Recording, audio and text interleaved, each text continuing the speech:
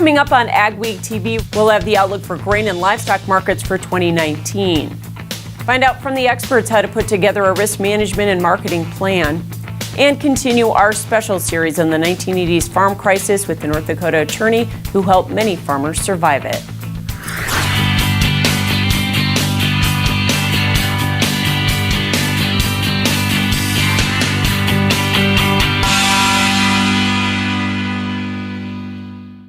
Welcome to Ag Week TV. I'm Michelle Rook. 2018 was a roller coaster ride in the markets with big crops and the trade war dominating the headlines. So what's ahead for 2019? We brought in a panel of experts to provide some insight. Randy Martinson, Frayne Olson, and Luke Swenson. Thanks for joining us.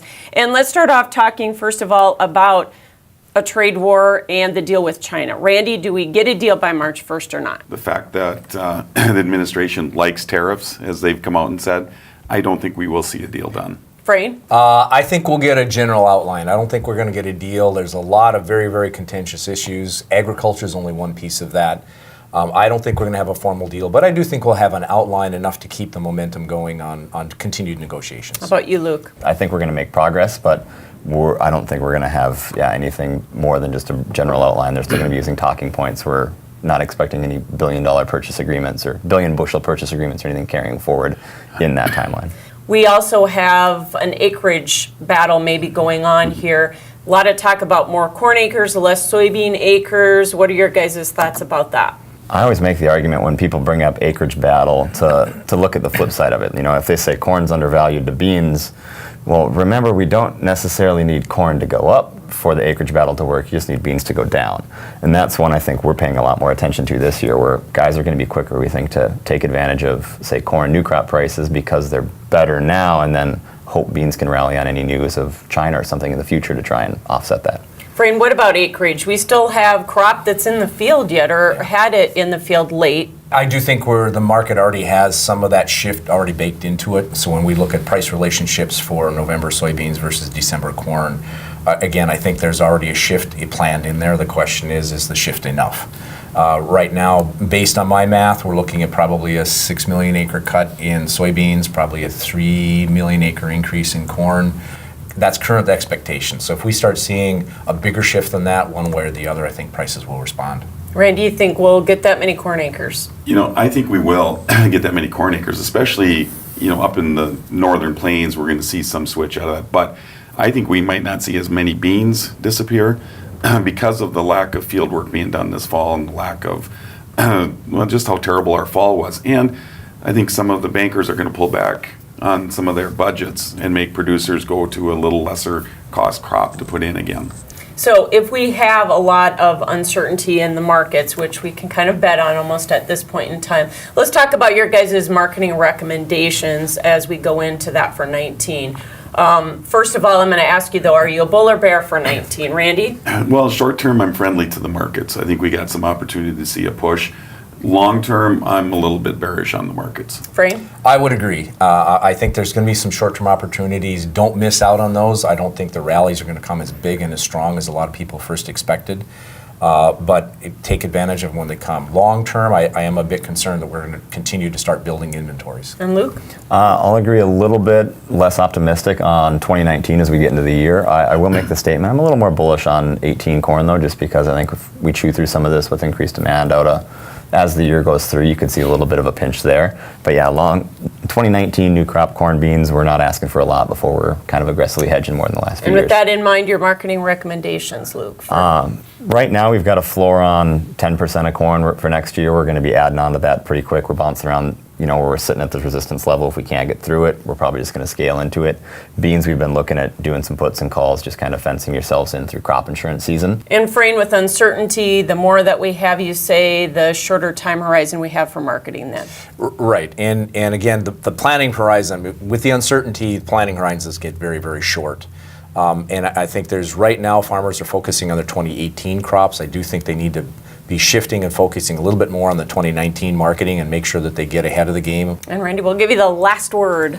I'm looking at more of what the market can give us to see what our acres base are going to be going into this next year. I've got targets at $9.85 to start doing November beans, looking at $4.15 for December corn. those levels start hit, then I want to start moving the product, be a little more aggressive in beans, maybe a little less on corn to start. For wheat. Randy, you hold on to that thought because we're going to talk about wheat in our next segment with our experts, and you can also see our extended coverage and conversation at agweek.com. Up next on Ag Week TV, we'll continue our discussion on grain marketing strategies for 2019. Stay tuned. Upgrade your trailer to electric with the Rolltech electric system from AgriCover. Strong, flexible pivot arms and motor mount rotate and telescope, allowing the roll tube to rise and flex over heaped loads. The positive automatic lock is impossible to back off to control the flow of grain. This integrated system uses one wireless remote to operate up to 10 tarps and hoppers, keeping your driver out of the dust, rain, and harm's way. See the Rolltech system in action at an AgriCover dealer near you. United Lease and Finance has been doing business since 1987, a full-service lease company handling lease transactions from inception to close. United Lease and Finance understands the needs of their clients and are familiar with the business they work with. With leasing, you get flexible payment plans, improved cash flow, great rates, easy terms, and leasing does not tie up your credit. Contact Roger, Troy, or Dale today and let them show you how you can lower your cost per acre at 1-800-550-1827. If you're interested in health, good food, and sustainability, the Northern Plains Sustainable Ag Society invites you to attend the 2019 Northern Plains Food and Farming Conference, January 24th through the 27th at the Holiday Inn in Fargo. The 3-day agenda features expert panelists and presenters to discuss topics that can help area producers increase profits on their operation. Register at npsas.org to celebrate 40 years of innovation and sustainability at the 2019 Northern Plains Food and Farming Conference. With the success of the Case IH Steiger Quad Track and Magnum Road Track tractors, it's no secret why Case IH is the leader of the track. So it wasn't surprising when the competition started imitating us. But only Case IH offers a 5-axle design to give you a smoother ride, more power to the ground, with less berming and compaction. Still, we're flattered. In fact, if we weren't already red, we'd be blushing. Field Drainage Inc. has perfected the art of agricultural drainage by helping hundreds of farmers since 1978. We are a second-generation family-owned business for over 35 years. The Field Drainage Inc. team will work closely with you to conduct a thorough analysis of your needs and expectations, provide an estimate that fits your budget, perform all work in a timely and professional manner, and provide continued service after installation. Field Drainage Inc., your trusted drain tile installation company for over 35 years. Welcome back to our special edition of Ag Week TV as we look at grain marketing strategies for 2019. Now we're going to talk about the wheat market, supply and demand. Let's talk about acreage and exports and where we think we're going with that. Randy, I'm going to start with you once again. Well, our acres are going to be down for 2019. We've already got 2/3 of the wheat in the U.S. is planted or tried to have been planted with the winter wheat crop, and it's going to fall a little less than one anticipated. So going forward, I think once we see where those acres numbers come out in January, I think that'll free up this market to try to go after to buy some spring wheat acres. So I think we got an idea where we're going to need to buy some. Hopefully we start seeing demand pick up. Black Sea seems to be going after all of our business. Even we're selling to Iraq. They're trying to get into Iraq's business.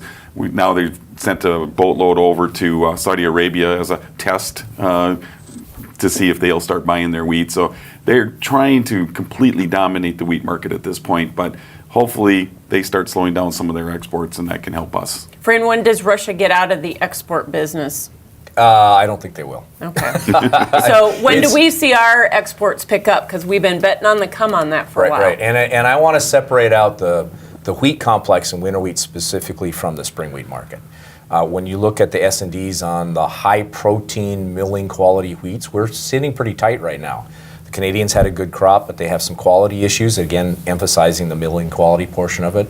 So I think short term, the spring wheat market will have some potential, but we do need to pick up on the export sales. We've been lagging behind where we typically are at this time of year. What do you see for fundamentals 19? I agree with Randy. We've got customers that are still finishing up corn in Nebraska and Kansas, and that's going to mess up some of those winter wheat acres, and we're going to see that reflected.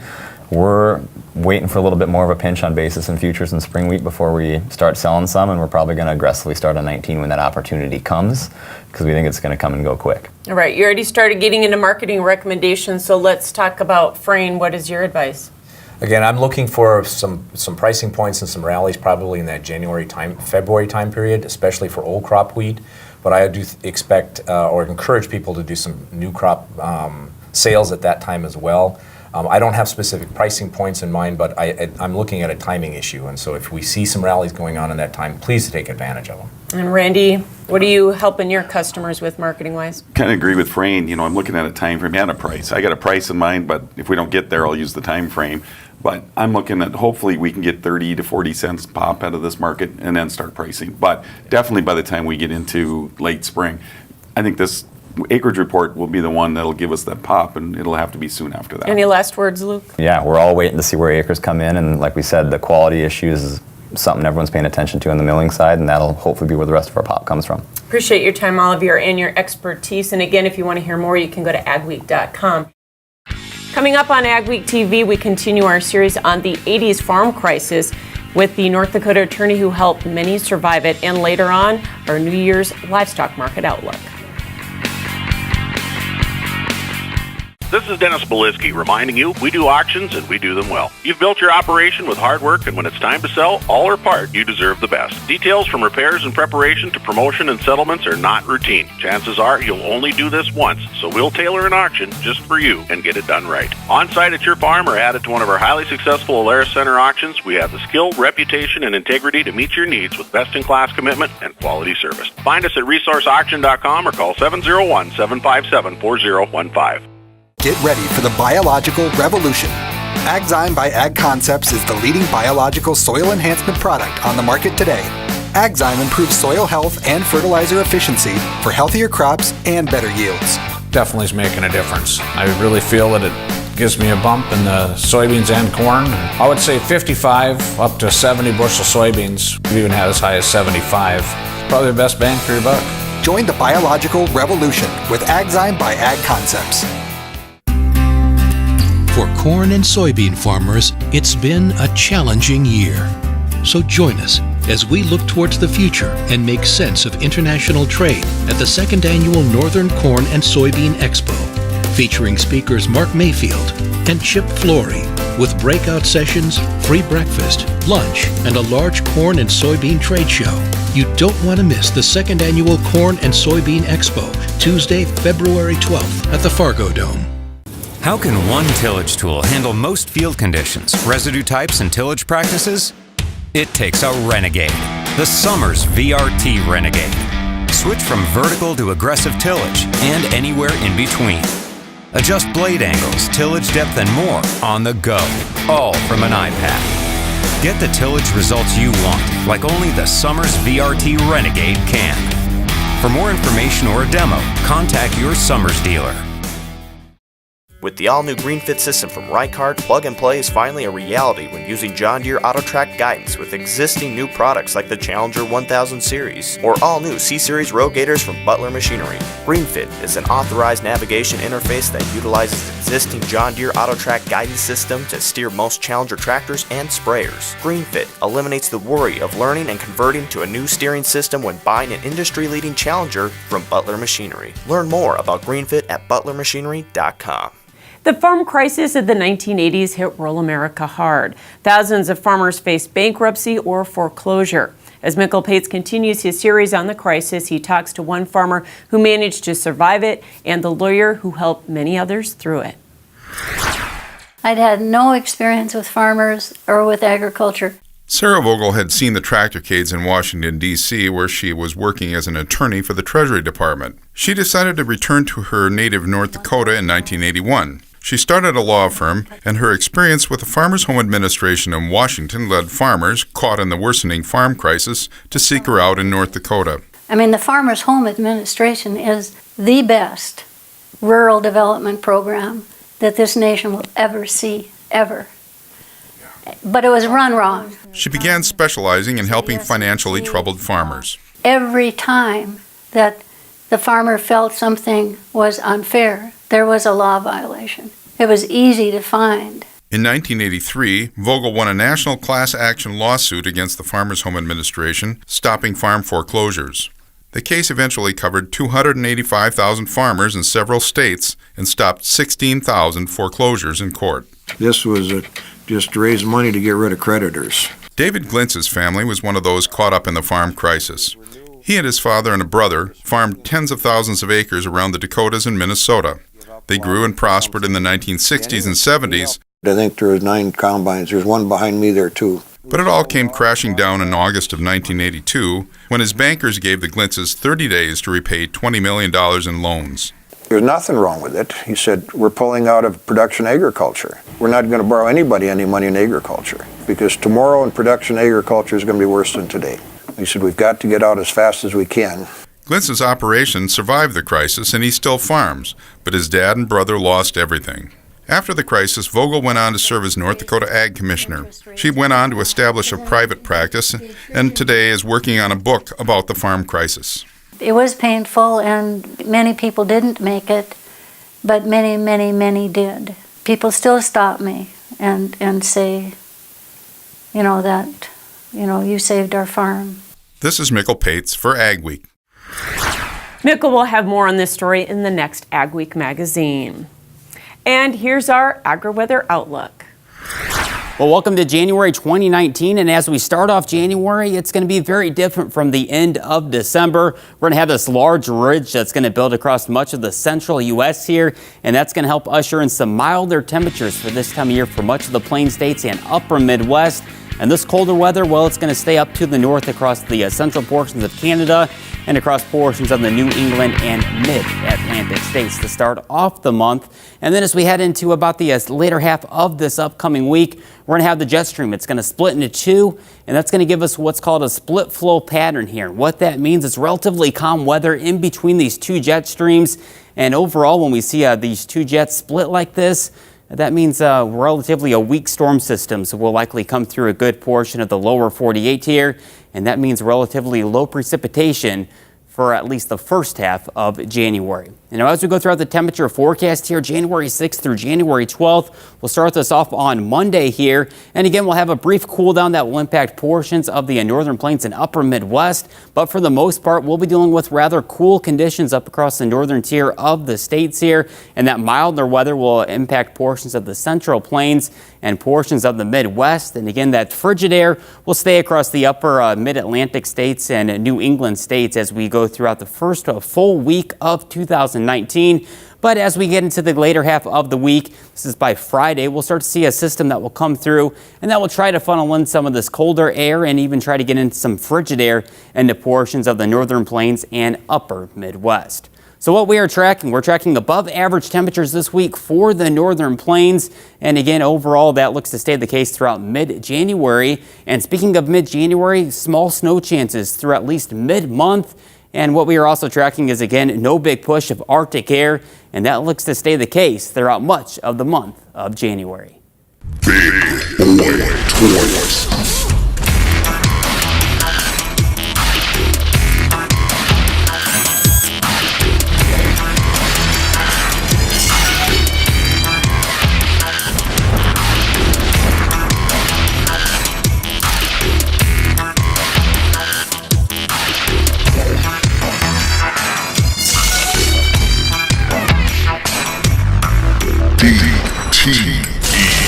Attend the region's premier ag technology event, the 2019 Precision Ag Summit, January 21st and 22nd at the North Dakota Farmers Union Conference Center in Jamestown. You'll learn about the current trends of precision agriculture, technological applications, and demonstrations for successful implementation. Hear from industry experts, producers, and more. Exhibitor space and sponsorship opportunities are still available. Visit precisionagriculturesummit.com for more information or to register for the 2019 Precision Agricultural Summit. Make sure your farm equipment is season ready with an uptime inspection from your Titan Machinery service professionals. Titan Machinery's team of Case IH factory-trained service technicians has the knowledge and experience to find, correct, and prevent mechanical issues that could shut you down during the season. Your planting and harvest windows are short. For genuine Case IH parts and service, schedule an off-season uptime inspection at Titan Machinery today. Titan Machinery, your local Case IH dealer. Steffes. We have representatives everywhere. Through North Dakota, South Dakota, Iowa, and Minnesota, we can find a buyer for what you are selling. We know how to market your farmland or equipment. Give us a call. We'll sit down and tell you all about the Steffes way. Nothing holds more promise than a seed. And when it comes from Peterson Farm Seed, it's backed with a promise from us. We'll sell no seed we wouldn't be happy to plant on our own farm, so that growers like Mark can keep a promise of his own, to teach his kids how to care for the land, their family, and their community, and build a future that extends generations. Grow your promise.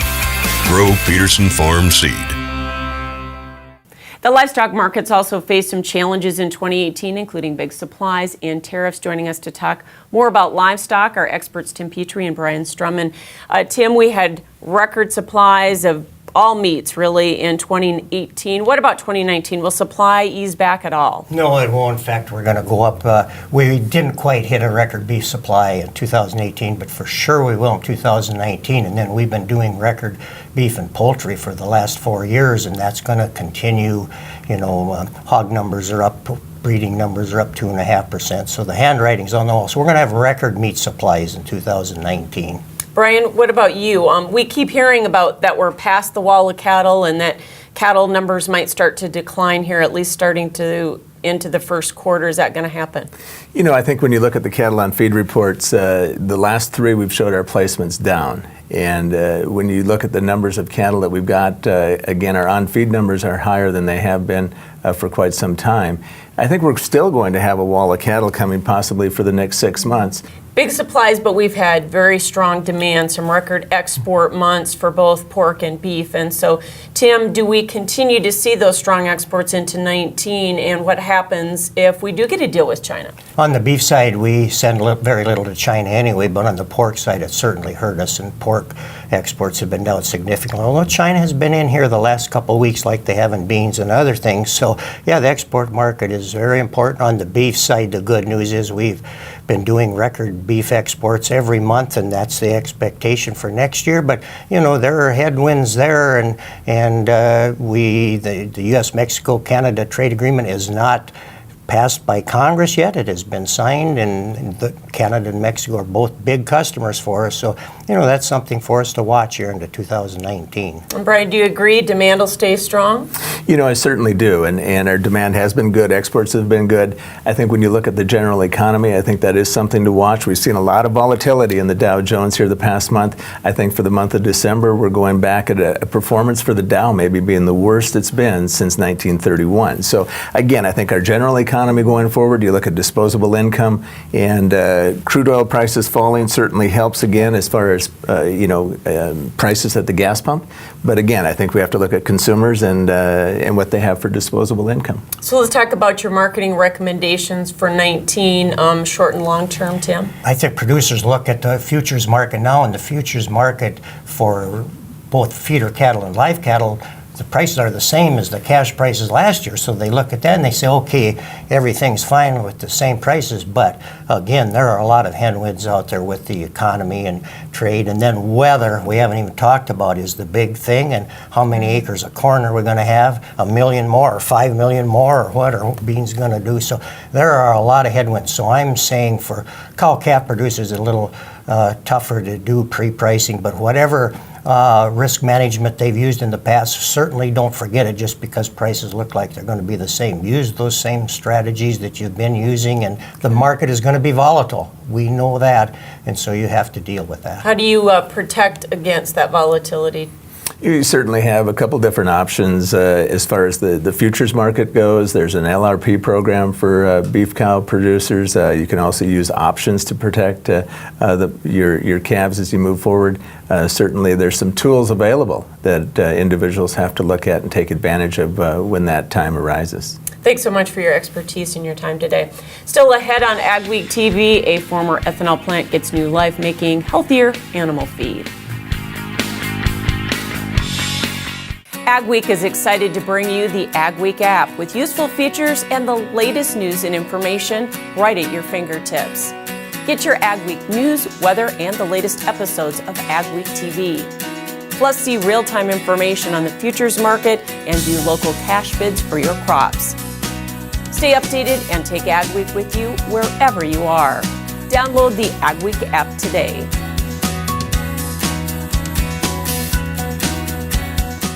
When harvest comes around, time is precious and you don't have a moment to waste.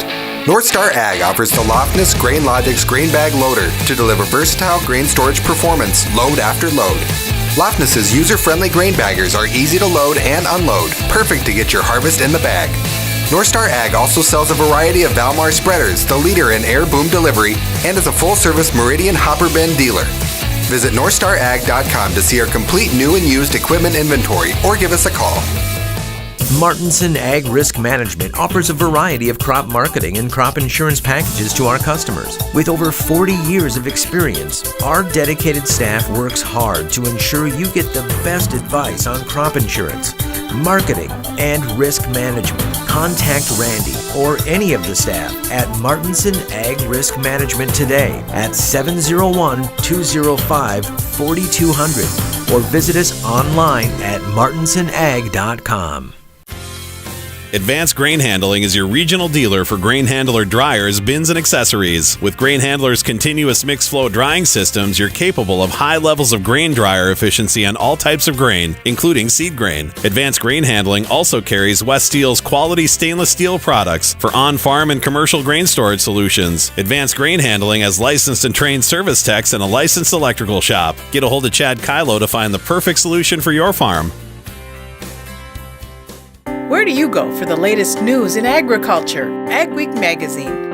Reaching over 70,000 farmers and ranchers in North Dakota, Minnesota, South Dakota, and Montana. Ag Week provides the most up-to-date information on the markets, the trends, and the people who make it all happen.